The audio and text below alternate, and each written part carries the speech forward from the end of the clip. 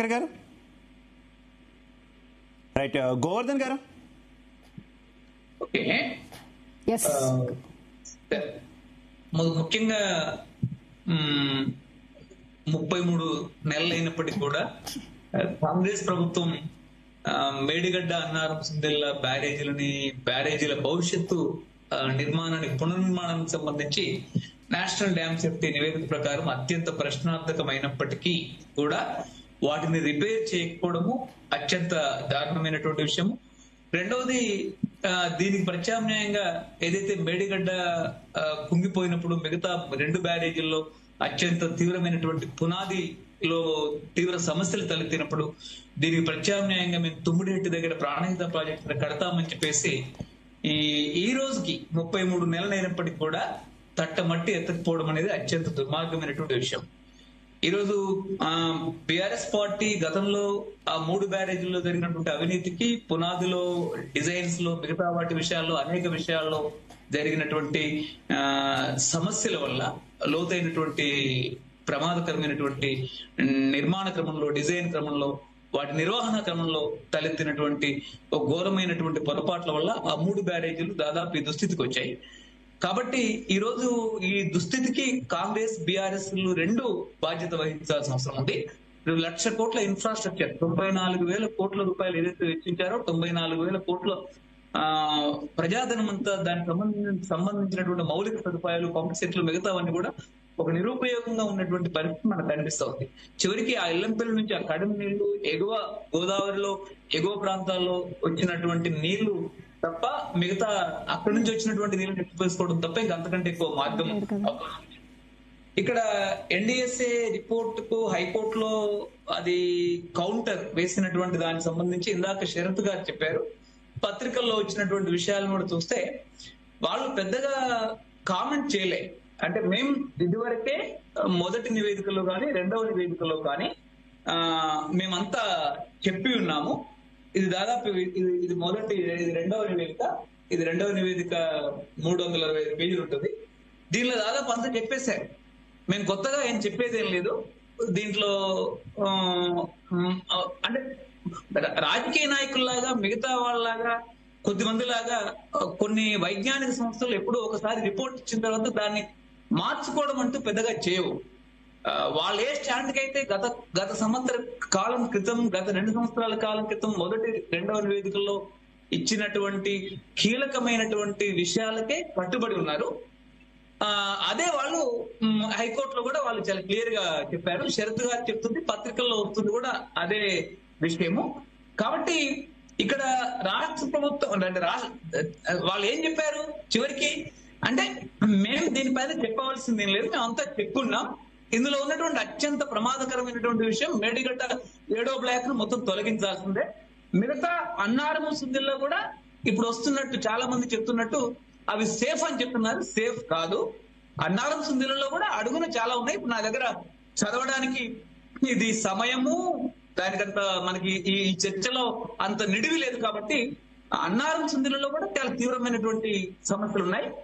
అంటే అక్కడ నుంచి వీటన్నిటి కనుక 3 బ్యారేజీలను కనుక తిరిగి ఉపయోగించడం కనుక చేసినట్టయితే, నీటి నిల్వ చేసినట్లయితే, వాటి నుంచి తిరిగి ఎత్తిపోతలు వెనక్కు ఎల్లంపల్లికి ఎత్తిపోసినట్టయితే ఆ 3 బ్యారేజీల్లో ఉండేటువంటి పునాది అడుగు భాగంలో కానీ, ర్యాఫ్ట్ లో కానీ, ఇంకా సీపేజ్ విషయాల్లో కానీ, మిగతా విషయాలన్నింటిలో కూడా విపరీతంగా పెరిగే అవకాశం ఉంది. నా దగ్గర డీటెయిల్స్ కూడా చాలా ఉన్నాయి. అంటే కొన్ని వేల క్యూబిక్ మీటర్ల గ్రౌటింగ్ చేశారండి.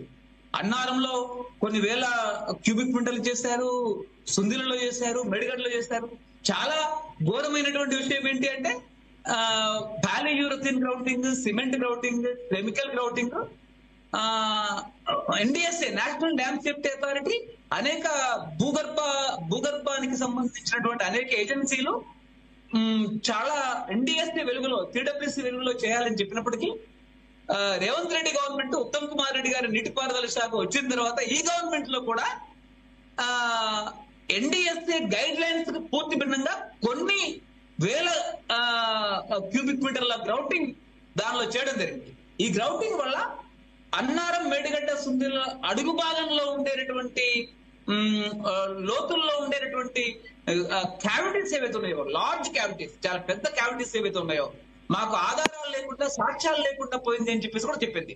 ఆ విధంగా రేవంత్ రెడ్డి గవర్నమెంట్, తెలంగాణ నీటిపారుదల శాఖ, దీనిలో పనిచేస్తున్నటువంటి కాంగ్రెస్ నీటిపారుదల శాఖలో పనిచేస్తున్నటువంటి ఇంజనీర్లు కూడా నాటి బీఆర్ఎస్ గవర్నమెంట్ అప్పుడు జరిగినటువంటి ఘోరమైనటువంటి పునాదిలో జరిగినటువంటి అత్యంత ఘోరమైనటువంటి తప్పులు ఏవైతే ఉన్నాయో వాళ్ళకి బ్రహ్మాండంగా ఇంకా తోడ్పడ్డట్టు చేసినట్టు కూడా national Dam Safety authority report, final report లో చెప్పడం జరిగింది.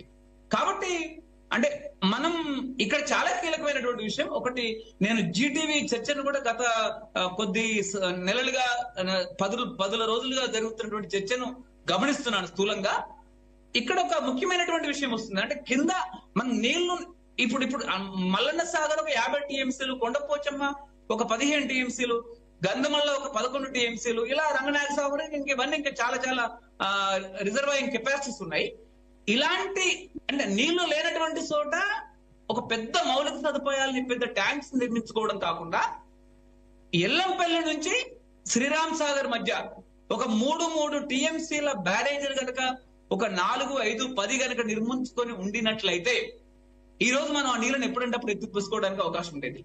ఇప్పుడు ఏమైంది పరిస్థితి? కడెం నుంచి ఎల్లంపల్లి ఎగువ నుంచి సుమారు జూలై చివరి 2-3 రోజుల్లో, జూలై 27 నుంచి జూలై 27 నుంచి 30 వరకు కురిసినటువంటి వర్షాల్లో కడెం నుంచి వచ్చినటువంటి 1,60,000 క్యూసెక్కుల నీళ్లు సుమారు ఒక రోజున్నర 2 రోజులు వచ్చాయండి. తర్వాత ఎల్లంపల్లి ఎగువ నుంచి సుమారు 5 నుంచి 6 లక్షల క్యూసెక్కుల నీళ్లు ఒక 3-4 రోజులు వచ్చాయి. దాదాపు ఆ 3-4 రోజుల్లో మనకు 50 టీఎంసీలు సముద్రంలో కలిసినాయండి. 50 టీఎంసీలు సముద్రంలో కలిసాయి. ఆ నీళ్ళని మెడిగడ్డ నుంచి ఎత్తిపోవడం సాధ్యం కాదు, అన్నారం నుంచి ఎత్తిపోవడం సాధ్యం కాదు, సుందిల నుంచి ఎత్తిపోవడం హైలీ ఇంపాసిబుల్. ఆ నీళ్ళని మనం గుట్టి ప్రాజెక్టు నిర్మించినట్టయితే, కేసీఆర్ చెప్పినట్టు, అంతకుముందు వైఎస్ఆర్ హామీ ఇచ్చినట్టు, లేకపోతే అనేక మంది చెప్పినట్టు ఒక 8 టీఎంసీల బ్యారేజ్ ప్రాజెక్టు కుట్టిలో జస్ట్ ఎంత ఒక 1000 కోట్లే. ఆ రోజు రాజశేఖర రెడ్డి దాని ప్రకారం 700 కోట్లు. ఈ రోజు ఇప్పుడున్నటువంటి ఎస్ఎస్ఆర్ రేట్స్ ప్రకారం అది 1100-1200 కోట్ల కంటే ఎక్కువ రాదు. రెండవది ఎల్లంపల్లి నుంచి ఎగువన భరత్ గారు కూడా ఒక చర్చలో నాకు గుర్తుంది అన్నారు, ఎల్లంపల్లిలో ఒక 50 టీఎంసీలు పెంచుకోవడం, ఎల్లంపల్లిని 50 టీఎంసీలు పెంచుకోవడం సాధ్యం కాదు. కానీ ఎల్లంపల్లి ఎగువన టిఆర్ మంత్రావు గారు అన్నట్టు, టిఆర్ మంత్రావు గారు బతుకున్న కాలంలో సెకండ్ బ్యారేజెస్ అంటే 2-3 టీఎంసీలు, అంటే బ్యారేజీలు హెడ్ బాగా పెరిగి మళ్ళీ కూలిపోయే విధంగా కాకుండా భూగర్భంలో ఉన్నటువంటి అనేక విషయాలను లోతుగా పరిశీలించి 3 టీఎంసీలకు మించకుండా ఒక 5-6 లేకపోతే అక్కడ ఉండేటటువంటి పరిస్థితిని బట్టి షేక్ హ్యాండ్, అంటే ఈ నీళ్లు మళ్ళీ వెనక బ్యారేజ్ లో ఉండేటటువంటి స్పిల్వేను తగిలే విధంగా ఒక 7-8 బ్యారేజీలు కనుక కట్టుకుంటే 3-21 అలా దాదాపుగా 20-30 టీఎంసీల నీళ్లు మనకు అక్కడ నిల్వ ఉండడానికి అవకాశం ఉండేది. అదే విధంగా మల్లన్న సాగర్. గోవర్ధన్ గారు, అంటే మీరు ఒక ఇరిగేషన్ ఎక్స్పర్ట్ గా ఇప్పుడున్న సిచ్యువేషన్ లో ప్రభుత్వం ఇప్పుడు సిడబ్ల్యూపీఆర్ రిపోర్ట్ గానీ, ఎన్డీఎస్ఏ రిపోర్ట్స్ గానీ వచ్చాయి కాబట్టి గవర్నమెంట్ ఏ డెసిషన్ తీసుకోవచ్చు అని చెప్పింది కాబట్టి ఇప్పుడున్న సిచ్యువేషన్ లో ఏం చేస్తే బెటర్ తక్షణమే? ఎందుకంటే నీళ్ల కోసం తిప్పలైతే రాకూడదు, సాగు విషయంలో అయినా తాగునీటి విషయంలో అయినా. సో ఒక ఇరిగేషన్ ఎక్స్పర్ట్ గా మీరు ఏం చెప్తారు?